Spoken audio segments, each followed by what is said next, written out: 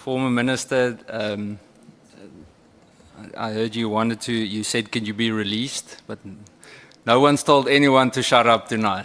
So we're all in good company. No, Mr. Cele, thank you for your patience today. I was saying to one of the journalists outside that from almost all the people that have spoken tonight or throughout this ad hoc committee, you've been very forthcoming with answers. There was no shying away from things, so I must applaud you for that. I have a few questions of clarity in between, but here and there are some new ones that will also come in. The first one that I would like to ask you is that in your statement, you characterize most of the allegations that have been made against you as being politically motivated. It feels to be a standard defense whenever allegations involve your conduct, and I don't say that in a sarcastic way. Everyone is welcome. I don't say that in a sarcastic way, but it does seem throughout this ad hoc committee process that every time we question someone's conduct, it's either because of some kind of a political motive or it's some kind of a vendetta. You referred to yourself as proud of your legacy in SAPS, but respectfully, you were dismissed for misconduct by the President. So I want to ask with my first question, how do you reconcile that pride with being fired for maladministration?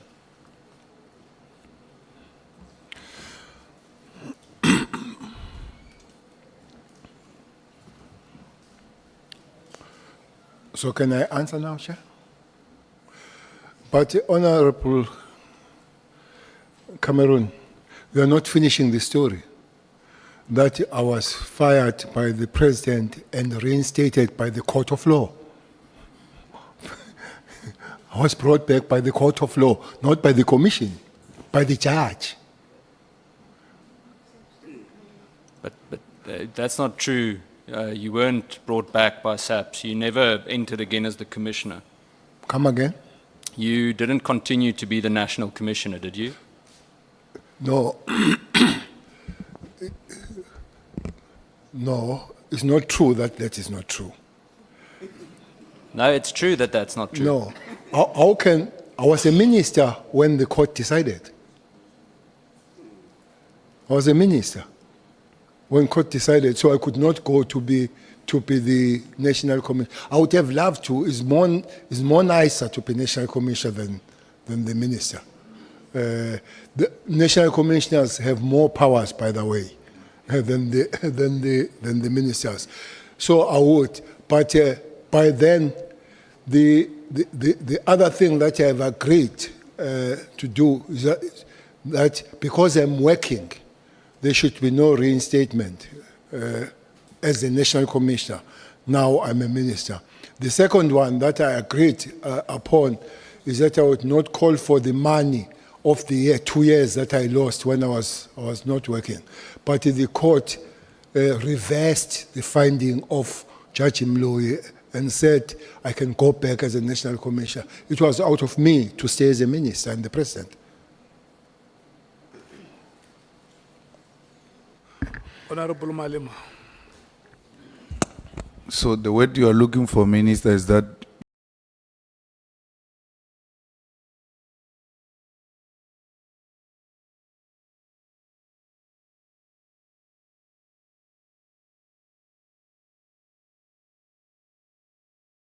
cleared by the court, not reinstated by the court. Then move to the relationship with Mr. Cat Matlala. I know we've touched on it a lot today. You described him as an acquaintance, yet you accepted the use of his penthouse, and you called him over 10 times in a day. I know it wasn't frantic, as you explained. Is that how you normally treat acquaintances? And the reason I ask that to you is that I struggle to see how most of us, I think, would go and stay in someone's home that we don't actually know, that we've just met, that we're not close to in any way? What's the question? Is there acquaintance or how did I stay in the house? I said, is that how you normally treat acquaintances? Do you stay in random people's houses? No. Well, you also add the 10 times.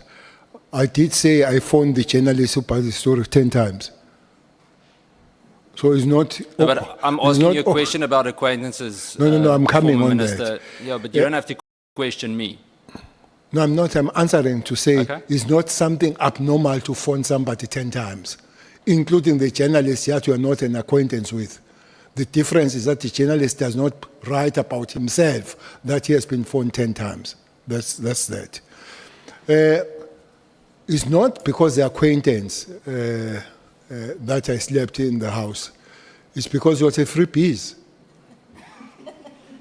And I'm not working, I'm a pensioner. So here is it's a nice place, by the way. It's a free piece, so I sleep. I'm not in government. I'm not going to declare. I guess if I were in government, I would have gone and declared, but now I sleep, I wake up, I go home. So if, let's call someone like Ralph Stanfield said to you, go and stay in my house in Constantia for free. Who is that? You know exactly who it is. Stanfield? Yeah. I don't know him. You know him. You spoke about him in the media several No. times. I've heard of him, I don't know him. I've seen Matlala, I didn't hear about him only. No, but you're playing with words now. The point is, if he comes to you, you're an acquaintance, and he says to you, you can stay in my house, would you do it? Chairperson, I'm sorry, he says it's time to tell me to shut up this time. So I'm not playing with words, I'm giving an answer. I'm giving an answer, I'm not playing with words. So maybe playing with words, I'm talking the wrong English, and I don't hope to move to Zulu so that I speak straight. But I'm explaining to say, having met you and having read about you are two different things. I've met Matlala. I've read about this guy Stein and all that. So I don't know him as I would know a person, even once. It does make the difference. That's why I know you, even then and also. I'm not playing with the words. I'm really trying to explain. If you feel I'm playing with the word, with words, I hope I'll speak better so that what I'm saying is clear, Honourable Member. Me too. I don't mean disrespect with the playing of words. You must understand it's Thursday, so my English is finished by now. By tomorrow, I'll be almost 100% Afrikaans. So I think both of us will need to hang in there. Let me make it clearer. If you knew Ralph Stanfield, so if you knew him on the same basis that you knew Cat Matlala, would you go and stay in his house if he said you can live in my house or stay in my house for free when you come to Cape Town? It will depend on circumstances, how I know him, and where and what I'm doing at the time. For instance, if I was a minister with Matlala, I would not have stayed in his house. If I did, I would have declared. So it's circumstances and conditions that informs the decision that you take in that particular time. Thank you. My next question, I guess, is the reverse, and that is, would you allow someone that you met once or twice to stay in your house when you're not there? In my house, if I'm not there, and there is nobody else in that house. Well, you could be there as well. It depends, I guess, how much you like them when you met them once or twice. I would. You would. Okay. You say he's not a business partner. So I want to understand, and I know it was said earlier, but that's where the language barrier came in. I didn't understand everything that Honourable Shongwe asked, so I might be repeating something. You specifically said earlier that you didn't pay for any of these. It was free accommodation, correct? Have you ever had any other business dealings or any kind of financial interest with Mr. Matlala? Zero, nothing. Zero. Okay. You claim that you didn't know about the criminal allegations or any of the tender controversies regarding Mr. Matlala.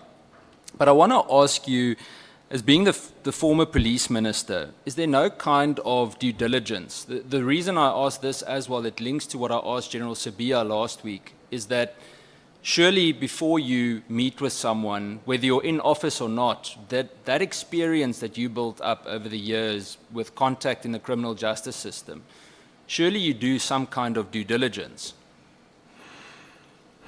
That is what you call political interference. If, as a minister, you want to know intelligence matters are not for ministers, are for operatives. Because intelligence run programs. They might be running a program about you as a minister. So we have no business. It's a clear operational matter. Unless they come to you and it's got some political issues that you need to communicate as a minister.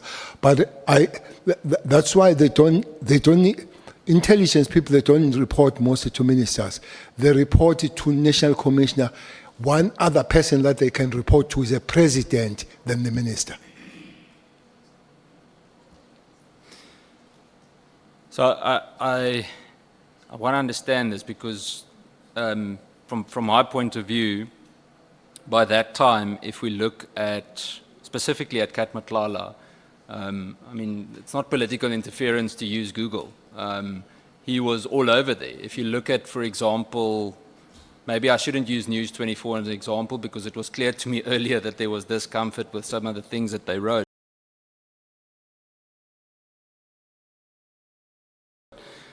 But just on that platform, Mr. Matlala had been there a lot. Do you not check who you meet with? Is there, and there are many ways of doing that without interfering in any form of legislative interference. I mean, let's use Facebook as a silly example. When I was a minister, my support staff, sometimes they would meet. I mean, they would check for me before I meet for the personal safety and other things. But for now, I check nobody. I meet whoever wants to meet me. I'm a free agent. I'm a free South African. If you want to meet me after this, we can meet. No, I'm all right. Okay. That sounds bad. I don't mean it that way. We can maybe have a coffee tomorrow. Actually, we own one meeting and to be more civil to one another, you and me. Yeah. It could not be now, but some other time. No, but I think, and we spoke quite a bit today, so Okay. I don't think there's any reason for hostility. Okay. I'm going to stick to the Cat Matlala discussion a little bit more, and this touches again on what the discussion held with General Sibiya last week. The reason why I keep on asking the questions regarding association is that here we have someone who's the former Minister of Police, or I'm not comparing you directly to General Sibiya, I'm just showing how the questions are similar. And we have a General Sibiya who is the Deputy National Commissioner of the South African Police Service, yet he has these brief breakfasts with Brown Mokgotsi and maybe touches a bit on Cat Matlala and so on. Does that association not bother you in any way? Is it not problematic to you, or and I mean, you can say we're allowed to agree to disagree. Does it not bother you to have that association? Honorable Cameron, there's a huge difference between the police and the Minister of Police in terms of operational matters. Worse for a person who's responsible for detectives and intelligence. The question, I was taken aback, and I must say here, I do not believe that he did not know things about Cat as at that level and that position. If it's true that he didn't know anything, it does not deserve to bear the job. Does not. Because he's the last line of defense, really. From him and his information, that information must be operationalized. If it is not known there, nothing right will be done by the people that are on operations. For him to say so, I was taken aback, and I said, that can't be.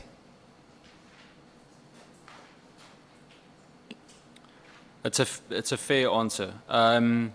Your personal relationship with Mr. Matlala, or your relationship with Mr. Matlala, did you, and this is just for the record, did you in any way ever participate or influence or advise on any of the decisions or the processes relating to the 360 million rand Medicare 24 contract or any other related procurement in SAPS? I did not even know about this 360 until I read about it, as it was compared and exposed that is the same person of Tembisa. So I didn't even know. So I had no access to it, so I could not have influenced him when I did not even know about the processes. By the way, it's generic, honorable member, that ministers don't know. Officially should be so. I would not but stand here and say all of us we don't know. But the generic ministers should not know about supply chain management issues. Then I want to move to just something that I want clarity on regarding your communication with General Nkonazi. Is it true that General Nkonazi didn't take any calls from you since the Major General Khumalo matter, and that PSS Brigadier Shabalala, you know Brigadier Shabalala knows this, and that you started talking again after you approached General Nkonazi at a car wash in Durban later on in the year? It's true.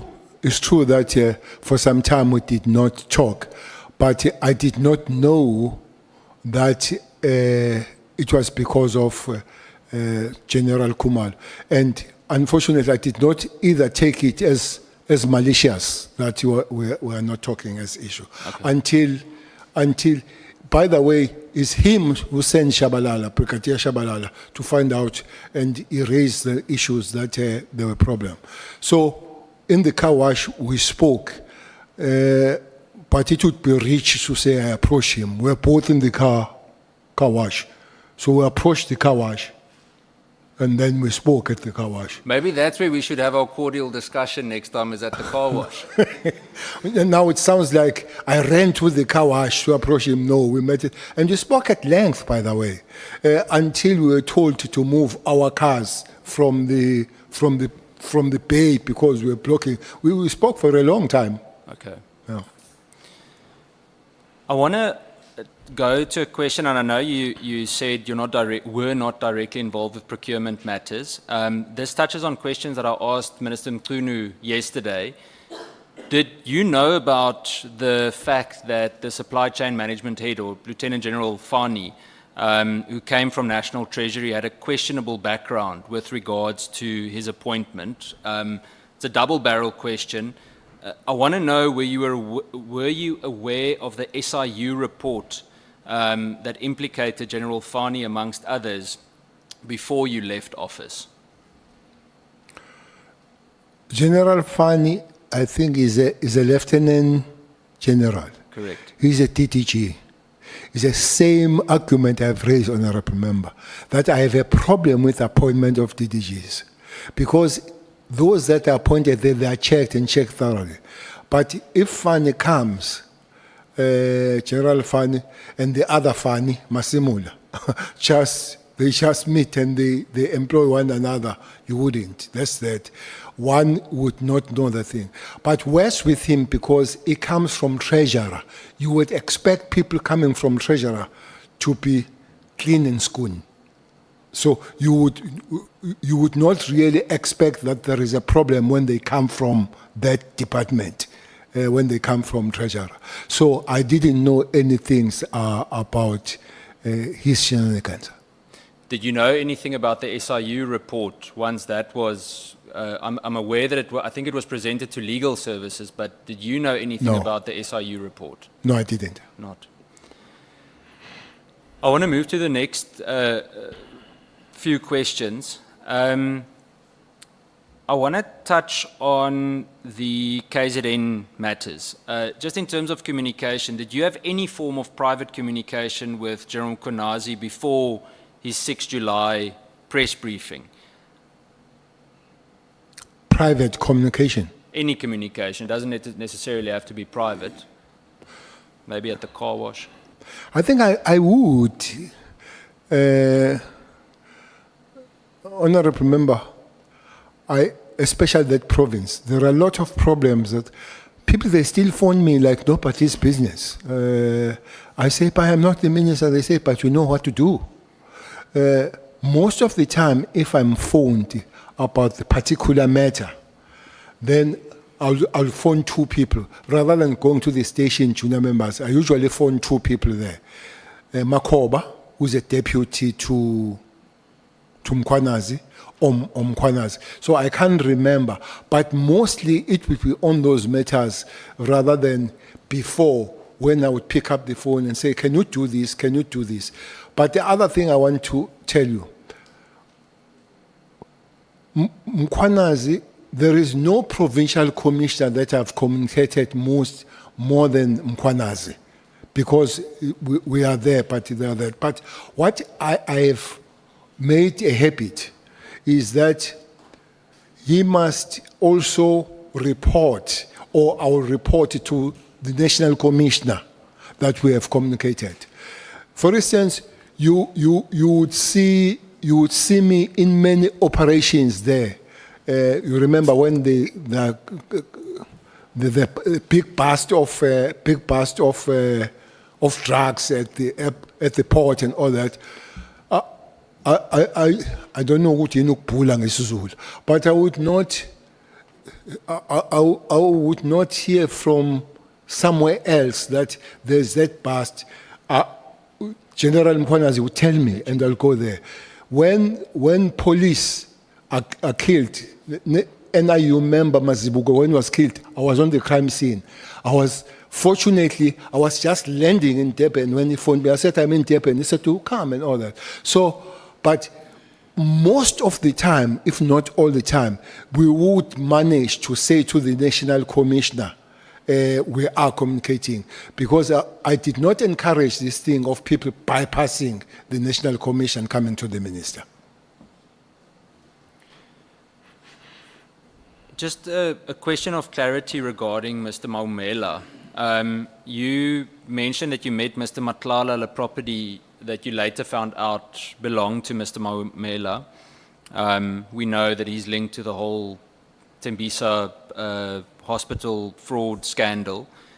And I want to ask you, and I think I know what you're going to answer, but as someone who's experienced or trained to a certain extent, you've had years of experience in contact with the criminal justice system. You said that you didn't know whose residence it was. How is it normal for you to visit houses of people that you don't know who it belongs to?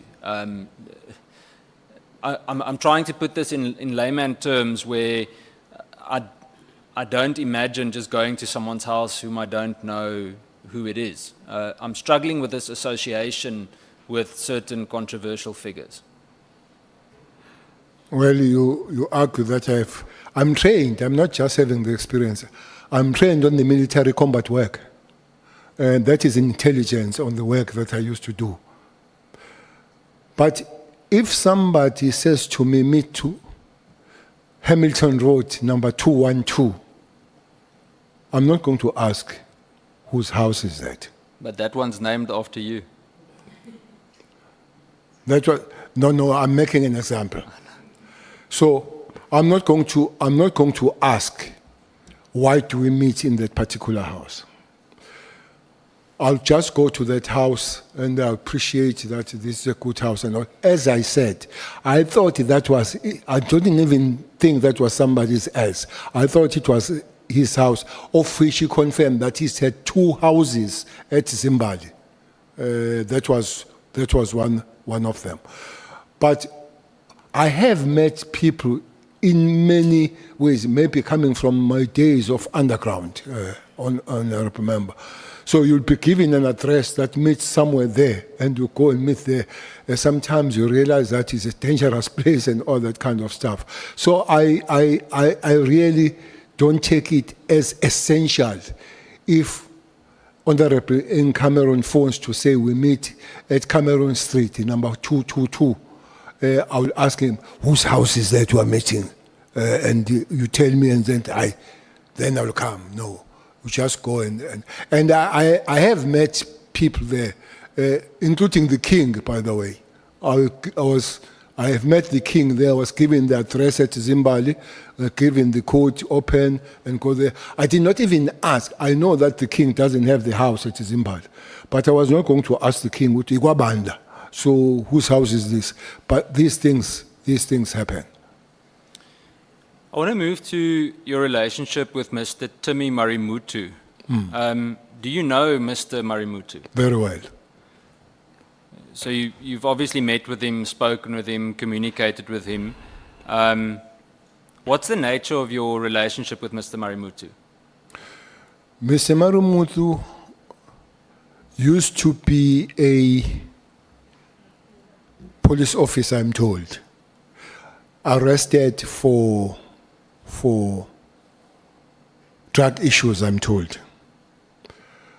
But when I went for transport, I found him at the transport department doing some work. He was specializing on the rural access roads with his contract. That's how I began to know him, that we're working on transport matters.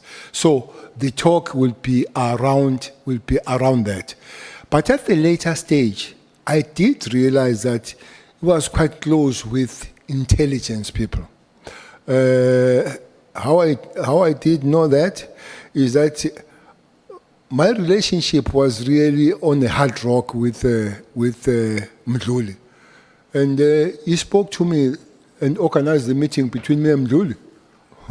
So I realized that this guy is not an ordinary contract guy. He must be having some. But at the later stage, there was that accusation, which they put me on, of which I did not know, that he has put his relatives, most of them, in the crime in intelligence, of which Mdluli signed. So that's a kind of talking, and that's a kind of relationship that I would have with him. And do you still speak frequently, or is that in the past? I think it would be more than 2 years that we haven't spoken. Okay.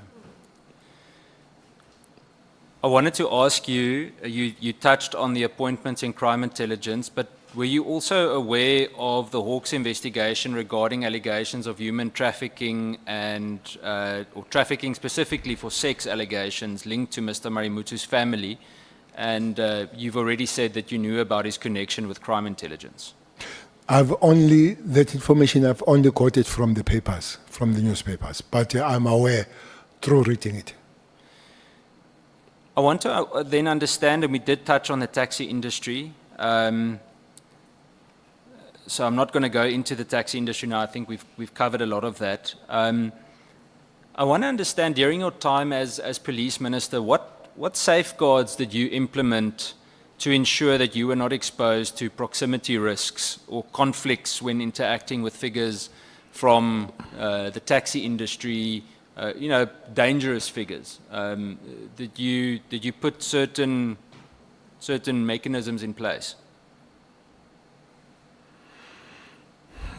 Well, besides having protectors, there is no special mechanism that I'll put. Mr. Honorable Member Cameroon, that's a dangerous world. A dangerous world. Which one? The taxi industry. It's a dangerous world. Too many people you know we have lost there. People die there. As I was saying, you sit here, I talk with you like this, and the next day you are gone. Whenever you get involved on it, you must have a little bit of a prayer, because yourself, you don't know what next will happen. You, again, going back to General Mkhwanazi, well, he spoke about the Katomena team.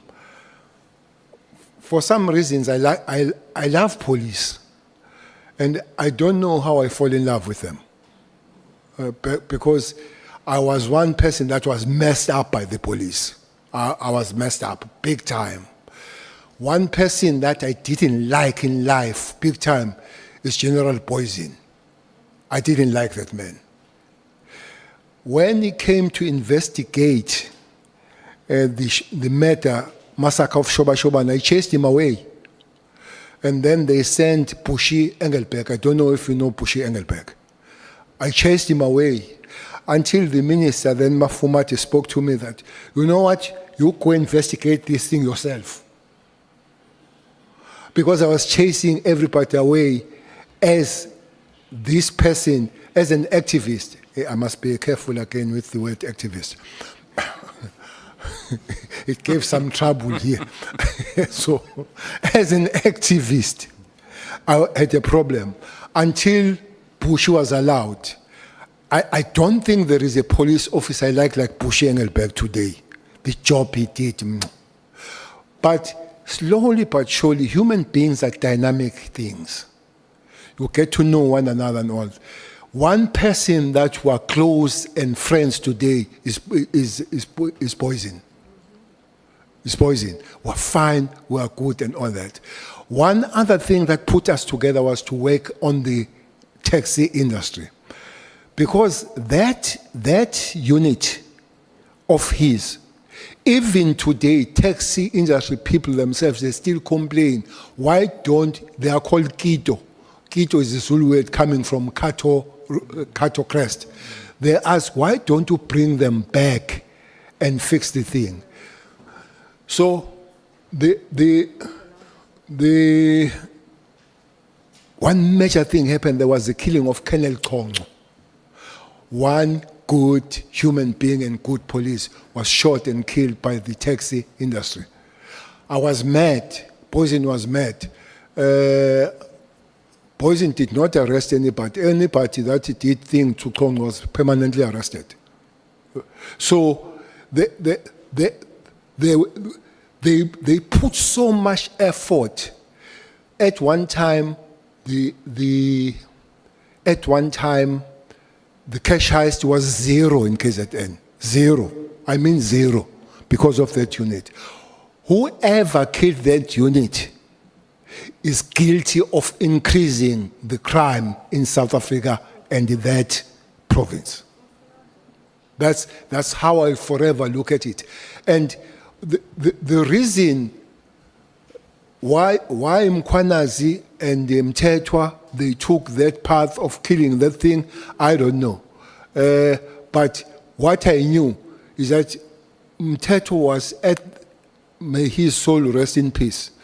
Mthethwa was on this thing of reversing things that have been done and working. It was not only him reversing things, it was with his president. He's the president of one organization today. But he was with his president to reverse things. You know, we built a solid police. As your chair, you go and check your crime stats, Honorable. I'm sure you have checked your crime stats. Yeah. Look at 2009, look at 2010, look at 2011. From 2012, it was a Concord. It shot up. Was a Concord. up to this point. You know why they were conquered sometimes? Because all structures were dismantled. The management that was found there was dismantled. Could not be Mkhwanazi on this one. But Riah gave the men the bells. Give the men the bells for the destruction she caused in the South African police. Give the men the bells. I want to understand, and just briefly, what was that destruction? You've touched on it a little bit, and I didn't even write this down, but in your opinion, what was that destruction that Riah Phiyega caused? Destruction. Yeah. First thing, everybody that I worked with dispersed him. It took Masimula to Limpopo as a deputy. It took him Mkhwanazi, highly decorated, because people, they think I can change. It's a fact that Mkhwanazi is highly decorated. Took him Mkhwanazi and told him to guard the buildings. Mkhwanazi was guarding the buildings, property, the offices. This, you know, there is a competition of the special forces that usually takes place at a place called Dubai. At one time when Mkhwanazi was there, it took place in France. The Special Task Force of South Africa was number 4 in the world. We were number 4. Under Riah Phiyega, we were number 40. She added 0.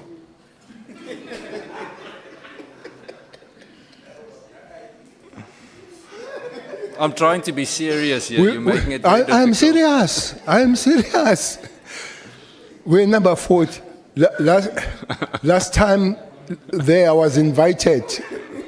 I was invited to go and receive the award for them. I think they were number 14. So I can't receive the number 14 award. But in France, I did go and I received the number 4 in the world.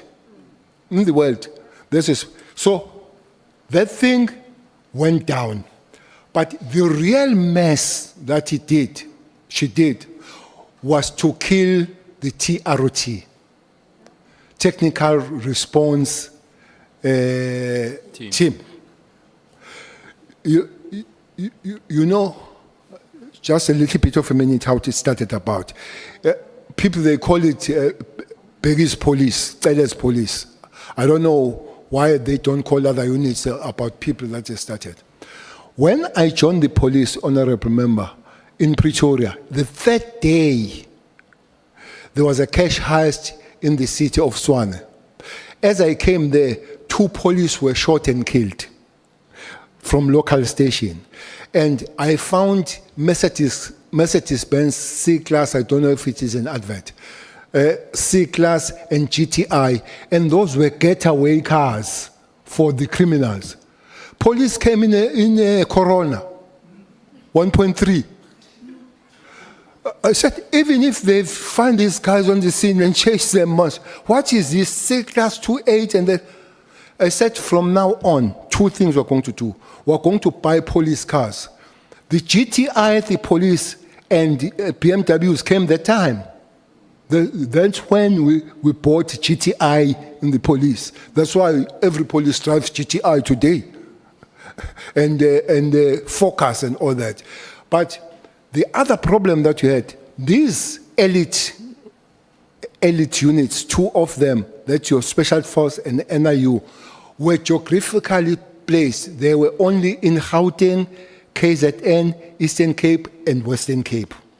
So other provinces didn't have them. So the TROT was built for them to hold the fort as we are waiting for these guys. But TROT did not hold the fort. They did the job. TROT moored the Cashers guys. They moored them goed. Now, that was the first one. The second one of their job, that time we had cluster. I know you have had interest in the police. We have cluster policing, where 5 stations to 7 will be together. We said every station will have about 10 members of the TROT, Amaparet. So if there is an incident there, they will converge and respond. But if not, they will patrol their precincts. That's why crime like pickpocketing, crime like housebreaking, because those guys, they saturated and took over policing every street, every township. Even today, if you move around here, people are asking, where are the pirates? Ask Riah Phiyega, where are they? As she come, it dismantles them. He took their cars, he took a veto that they were using and give it to the police, to the station command. How do you take a veto and give it to the station commander to go and buy milk? So that's it. But one other thing is to displace people. Your hawks, Dramat was taken away from there. Everybody was taken away from there and all that. So it was a systematic kind of dismantlement. But the big one, the numbers were allowed of the police to dwindle from 195,000 to the population of 50 million, dwindled to 187 to the population of 62 million. Hence, we had to really fight hard with the Cabinet 6th to say, Mr. President and Mr. Kotowan, give us some money. We managed to get the training of police 10,000 in the circle of 10, though we had a problem because the colleges were few to accommodate all these people. So we went to ask the accommodation from the army. They gave us their base in Kimberley and they charged us R1 billion for that. Sure. They charged us R1 billion so we had to go to small numbers because we did not have R1 billion to pay for the army. But that was a big thing to dismantle. And as we came back, it took a lot to re-establish the police. I don't want to go much on that. But one other thing that we did was to create the Operation Chanela. Operation Chanela, I can explain about it and all that kind of thing. I hope it's coming back. But I must say, I am really sad. I think the working of the police has been really disturbed by this kind of a thing. It might take longer again to put the police in a fast lane. Well, I want to just move back slightly. Why do you think they closed Cato Manor, the squad? Mkwanazi is still there. Maybe when he comes back, ask him. Okay. You mentioned earlier today that, we know about it, that there were members who tapped your communication. They listened to your calls. Do you know who those members are, and if so, are they still in the police? You know, the other one is who is Patayasho Peruman, the one who arrested Kumar. From IDAC? From IDAC is one of them. Sure. That guy, 3 guys were arrested. I think one is Cele and can't remember, and Puruman. So they were made sacrificial land by Moodley. So Moodley was also involved? Hayi kancane, not small time, big time. Yo. Moodley. Was, sorry I'm interrupting, I just want to get clarity. So Moodley, was Khan involved in any way? No, I wouldn't tell if Kanye was. I don't have that information. Okay. But Moodley, yes. And then, who's this? Patayasho Peruman, this guy. He has been in crime intelligence. He has now moved to IDEC and is regarded as a top investigator. There are no investigators in CI. Since when has become a top investigator? that he has, his first job is to arrest Khumalo after he has written a letter by Nkabinde, because Khumalo was arrested after the letter has been written by Nkabinde. So where it has come from? But the other thing, the husband of the head of the ITEC works in the CI, and they're not friends with Khumalo. And they're not friends with Khumalo, and he works in the CI. That's my home girl, that is the head of what I would love to know, when this law came, you would know that there is a structure that oversees police, that is your iPad. You would know that there is a structure that oversees Hawks, that is a Hawks judge. Who oversees ITEC?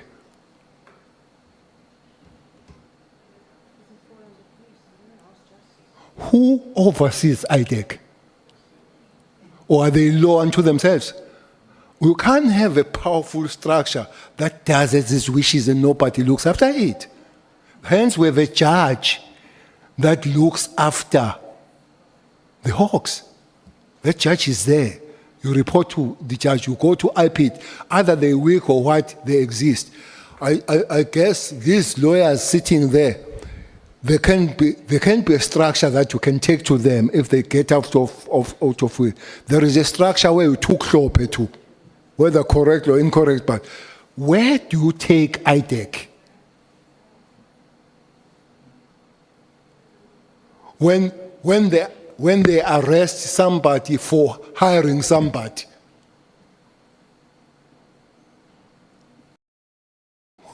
it's a disaster to have such a structure that nobody oversees it. Maybe the legislators can look at that as the time goes on. What do you think, and this is also, I'm going off the list that I made today, but what do you think the reason is for that specific group targeting General Khumalo?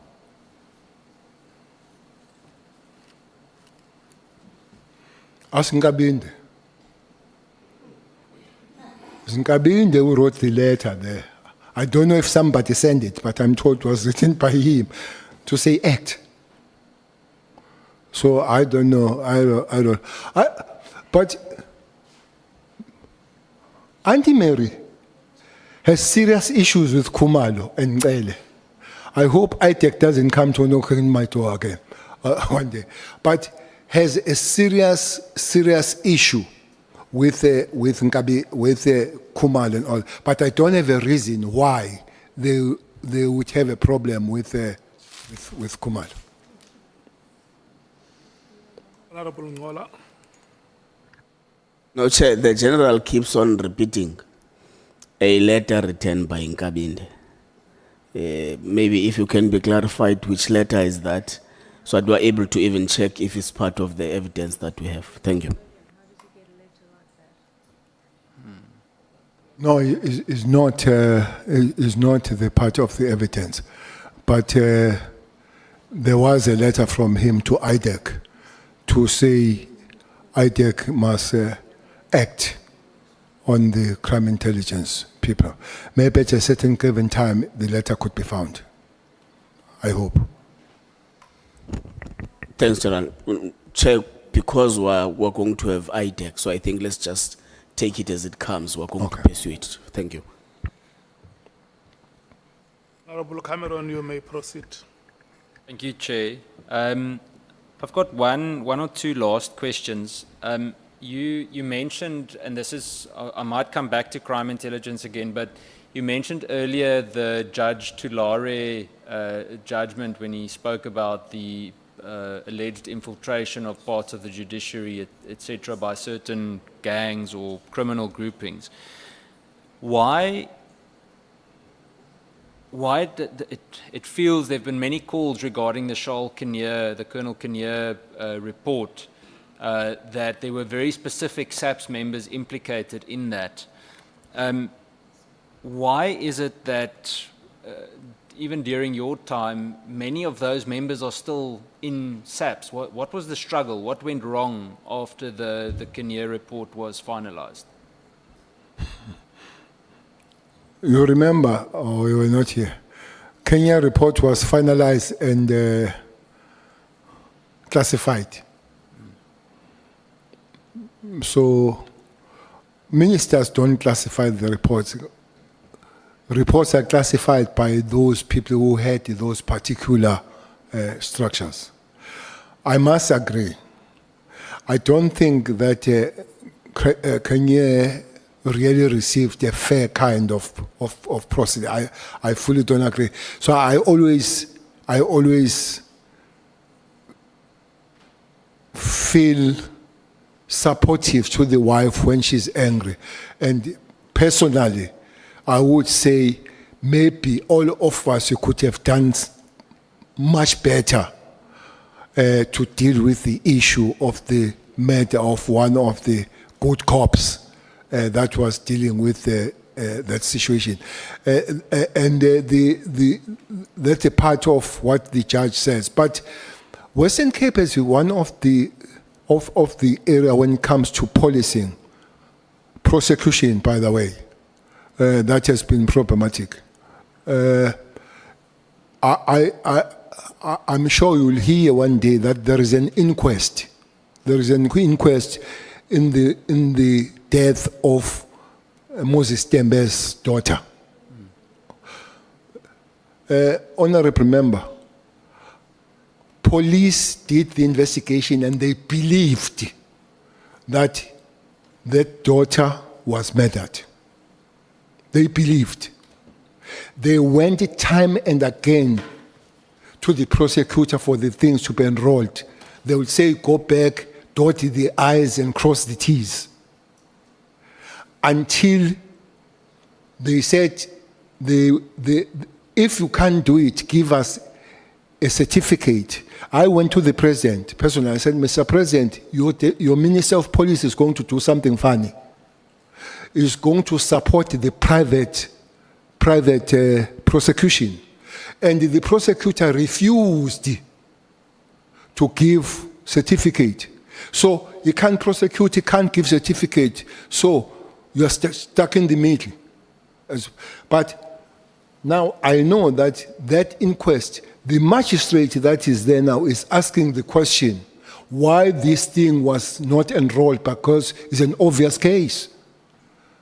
You should ask the prosecutor that did not enroll it in this Western Cape.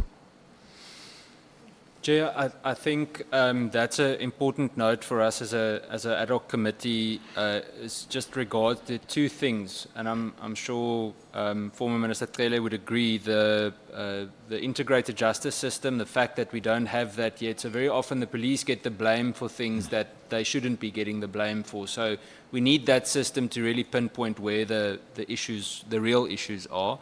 That's the one thing. The second thing is I think something to zoom in on with all of this is to really sample where the prosecution crisis lies. Justice Chair can lead the way for us. He says he doesn't have much work, so he certainly can.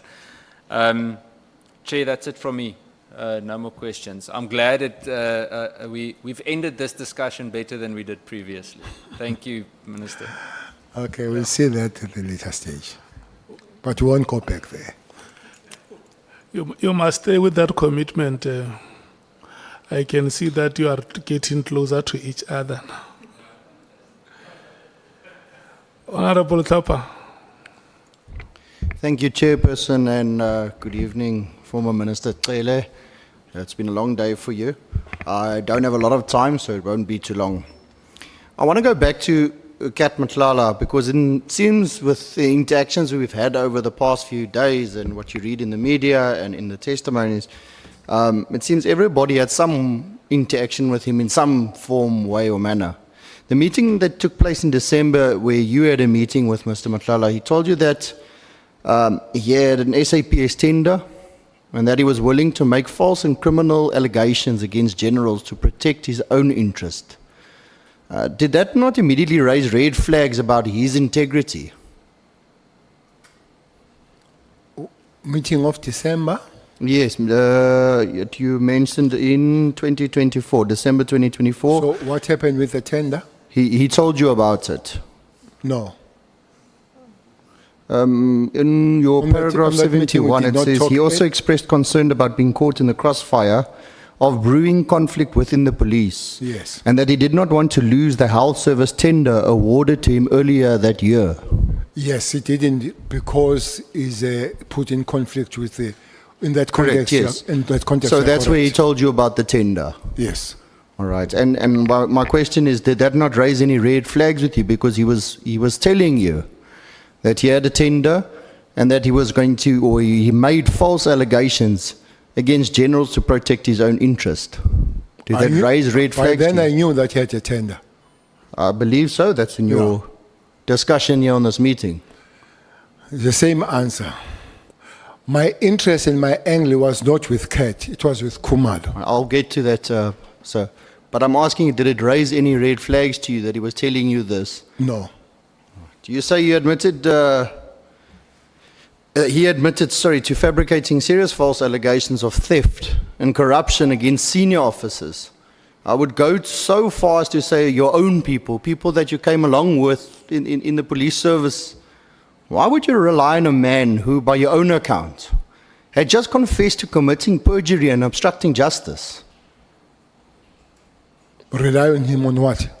Say again, sorry? Rely on him on what? Well, so you said you kept chatting with him, he kept speaking to you, even post this meeting. He brought information to you about the 2010 corruption. I'm not relying on him, I see. I see the things that are sent to his cellular. I'm not, his message, I'm not relying on him. He shows me the thing that is not supposed to have, that are sent by either the minister stroke Mohoti in preparation. So I don't just hear him, I see it. No, whether you see it or not is irrelevant. What I'm asking is that he raised serious red flags. The red flag that he raised, which I understand, is he told you that he committed perjury. He told you he was making false allegation against the police. You advised him that he needs to go speak, and the case was eventually either thrown out or settled out of court. That was what you said. So he's... Are we talking about the same story? Yes, it's on your section 72. That he told me that he committed the perjury. Well, he says to you that he was lying, he was going to make false allegations.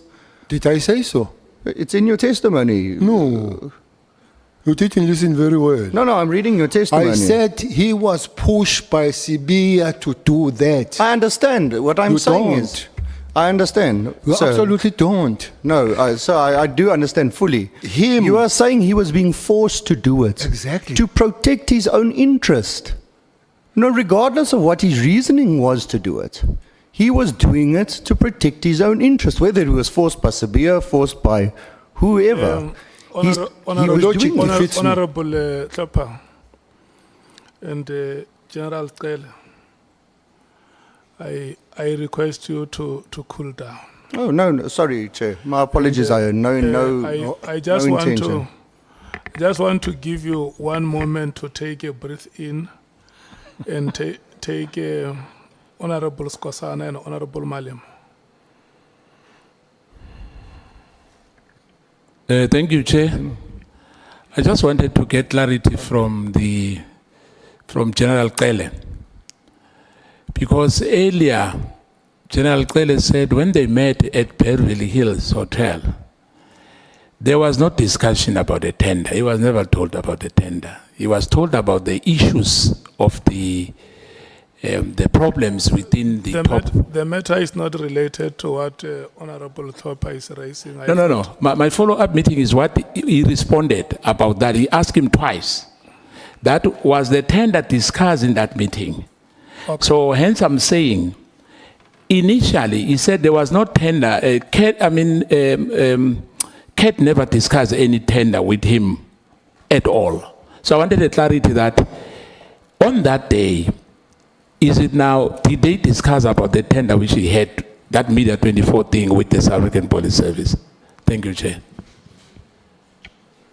Chair, I've said it time and again to say he realized that he was being played and did not want to be in conflict with the police because he has just had the tender contract with the police. So he did not want to fight the police, especially on the false pretense that he arrest, that Khumalo must be arrested after he has been told by Sibia what to write so that it implicates Khumalo. I'm saying it's the same answer. There was never a time when he sat down and write the statement against Khumalo.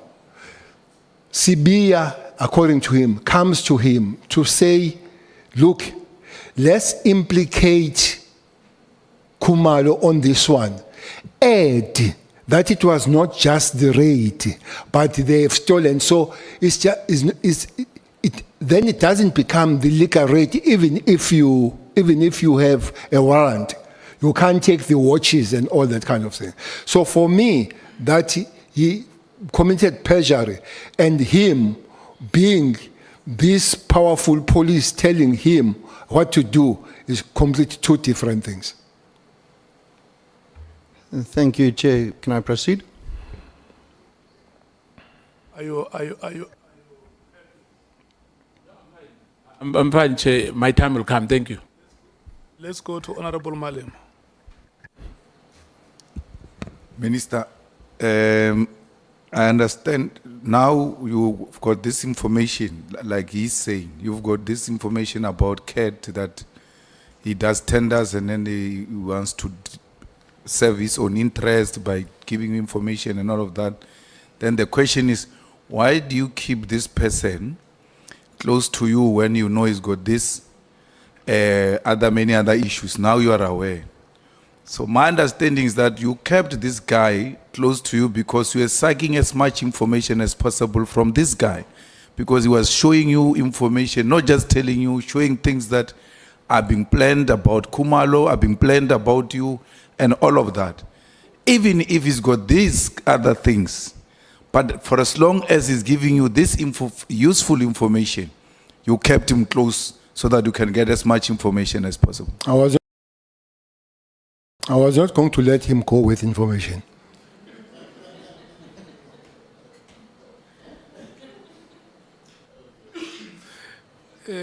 Thank you so much. Honorable Klopa.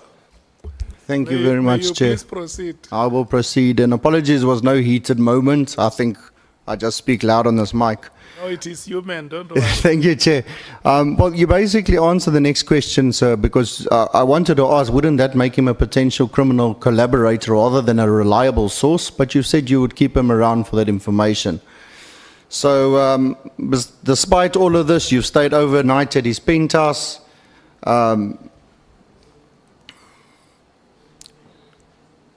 And I will move on to the next line of questioning because I understand where you're coming from and what you've explained, and I don't think there's need to further press on the issue. I would like to find out, when you left office in June 2024, was the PKTT funded? Was it funded? Was it properly funded? Well, Commissioner can answer that better, because the funding of operations and all that is not the ministerial issue, it's the issue of the accounting officer. I understand that Minister Mchunu had claimed that the PMFA was breached because the extension of the PKTT was never granted, and if I understand your version correctly, you say that is not the case. Well, he's lucky to know that. Pardon me? He's lucky to know that. What I know is that the life of political killing task team was continuing, and I know that there was money requested and the less money was given with the advice of the CFO. But remember, in companies, there is a CFO and there is an accounting officer. At the end of the day, the rest of it doesn't lie with the CFO. It lies with an accounting officer. If the accounting officer sees the matter that should continue, we'll sit down, and I'm very sure that the accounting officer, who happened to be a commissioner, they did talk with the CFO. I don't know who briefed the minister about the concerns of the CFO, but it does look like there was this bypassing of the national commissioner, and the deputies and the lieutenant general's briefing, instead of going to the commissioner and the commissioner going to the minister. Thank you. You mentioned that you had a meeting on the 5th of September 2023. Were these formal meetings, or this was a formal meeting? 5th, not 4th, 5th. I think 5th of September, yes, 2023. There was a minister there of Justice and Correctional Service. There was a deputy minister of the police. There was minister.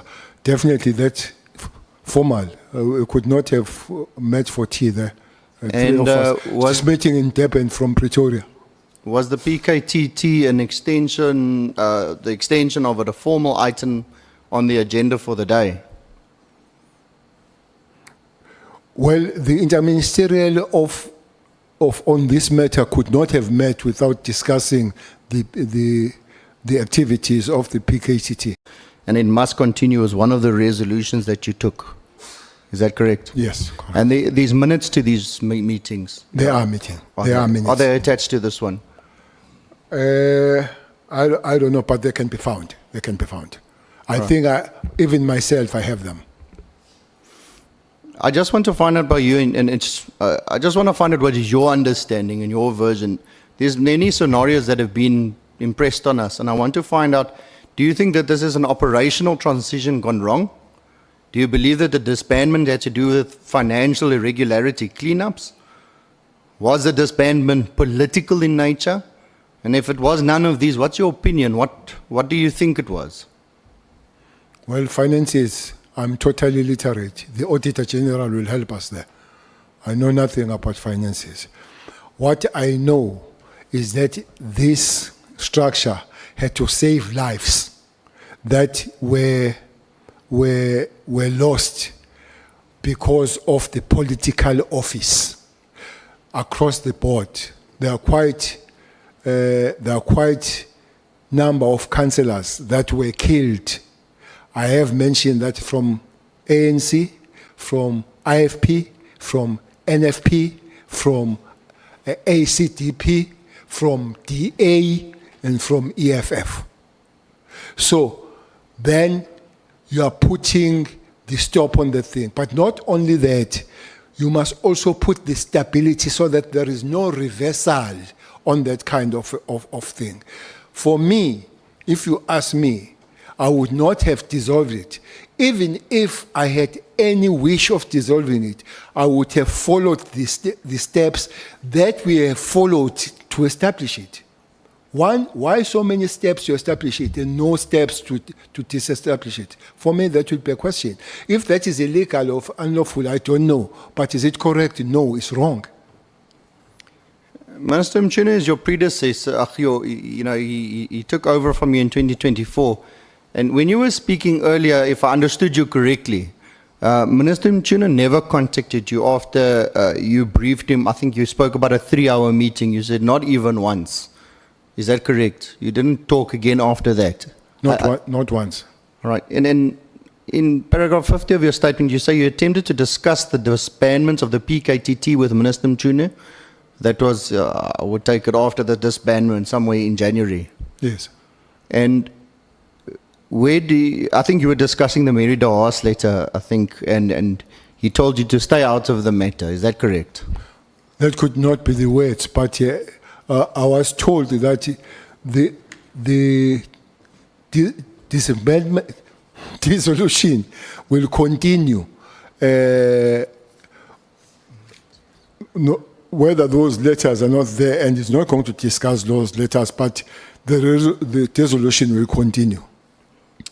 All right, thank you. I just want to find out, you mentioned in your statement also that you appealed to the President on the 8th of January to stop the directive or hold the directive to dissolve the PKTT. Correct? No, I couldn't instruct the President No, to not stop. instruct. You spoke to I him. couldn't tell him. Have you ever spoken to the President? I can imagine telling the President. I requested the President that if he could facilitate the meeting, maybe if he has a way that this disbandment is halted until three of us, him, Mkhun, myself, we have a meeting, or he facilitate, because I felt, reading the letter, Honorable Member, I realized that the genesis, the starting point of Mkhun was wrong about 2019. There is no 2019 in this thing. By Morane Commission, there is no commissioner. So I thought it could be a space of taking him through what really happened. So, and better understand, because the genesis is wrong. So he is not going to act correctly if your genesis is incorrect.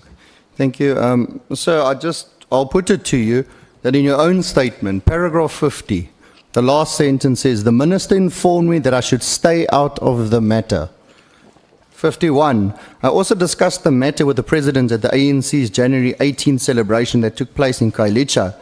I asked the president to ask the minister to stop implementing the disbandment of the decision. That's what I asked you now, and you said... Well, those are verbatim words, but the content, as you can listen, is the same. Maybe, and I'm not an English speaker anyway, but I think the content and context is the same. So you are dealing with verbatim, and you did not say, I must be verbatim. You should have said so. No, sorry, No, sir, I'm you should reading have- your witness You should statement. have said, quote yourself what you said on that day. No, sir, Then I'm it's reading your verbatim. witness statement as what you gave it to us. That's what I've got in front of me. And- It's all I can rely on. and I was But not- it's fine. I respect your answer. I'm not arguing your answer. I'm just reading what No, I can read here. That one is very clear. If you want me to be verbatim, say so. And you go and say, read at that particular place. I was not told to be verbatim. I was asked to give the context and the content. And I did so. Thank you, sir. Verbatim, yes. Thank you, sir. But now you've consulted and attempted to consult with the minister and the president, is what your statement says. I ask the following question, and I say I ask this with respect. Is this not similar from ruling from the grave, as you put it earlier on? I don't have a grave. No, you said you don't rule from the grave. And I'm asking, is this what you were talking about? I don't have a grave, so I can't rule from the grave. Thank you. You've answered correctly. Thank Thank you. you.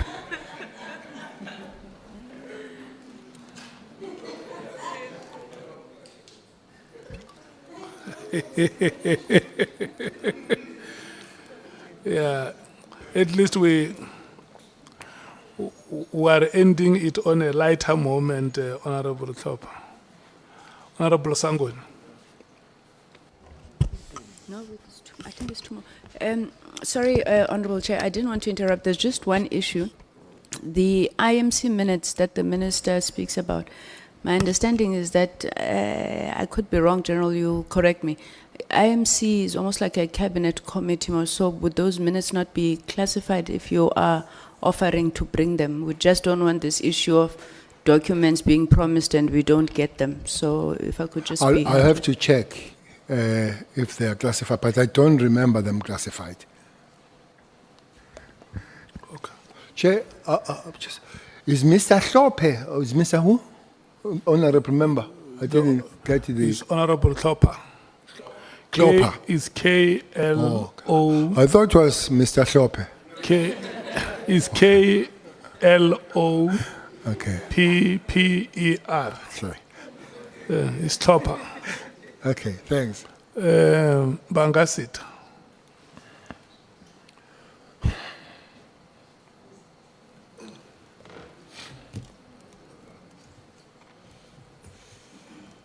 Oh, thank you.